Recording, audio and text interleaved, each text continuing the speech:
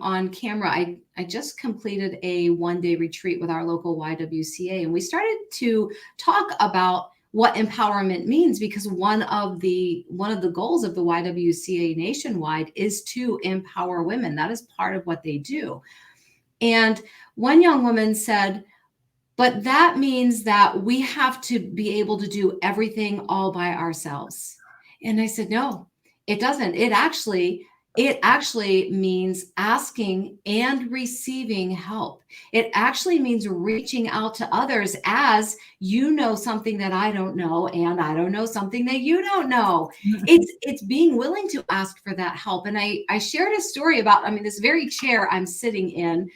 When I ordered it, I was determined that I was going to take the empowered stance and put this chair together all by myself. And it comes in pieces in a box, right? It came from Amazon. I hossed it down to my office down here in my basement, and I laid out all the pieces. I had already worked out, so I'm in sweats, I'm already sweaty in my workout clothes. And I started to tackle this chair. And the first thing you had to do was take the base and put the wheels into the base and snap them in. And I could not for the life of me get those wheels snapped into the base. So my bright idea was, well, I'm going to put the rest of the chair together. I know you're going to look at me like I have 5 heads when I say this. I thought I'm going to put this whole thing together, get this actual chair part on the little rod, put that in the base, and then smack my body down on it and let it all click into place. That was my bright idea. However, thankfully for probably everyone that knows me, I couldn't lift the seat up onto the metal rod. I was still recovering from breaking my shoulder. I didn't have my strength back. I was still really on my cancer recovery part. And I didn't have the stamina or the strength to lift the actual chair portion onto the metal rod, let alone get that metal rod onto the base. And I was sitting on my basement floor, dirt and sweat streaming down my face. And then the tears came, and I'm sitting surrounded by all of these pieces. And my husband, his nickname is Thor. And I called up Thor, Thor, and he goes, "What are you doing down there?" And I didn't answer. So he came down and he sees me sitting in this mess, and he kind of picks me up and he leads me to the couch and he sits me down and he says, "Let me help you." And he had the chair together in 2 seconds flat. And I shared this story with these young women because I wanted them to understand it is okay to ask for help, but it's equally important to accept the help.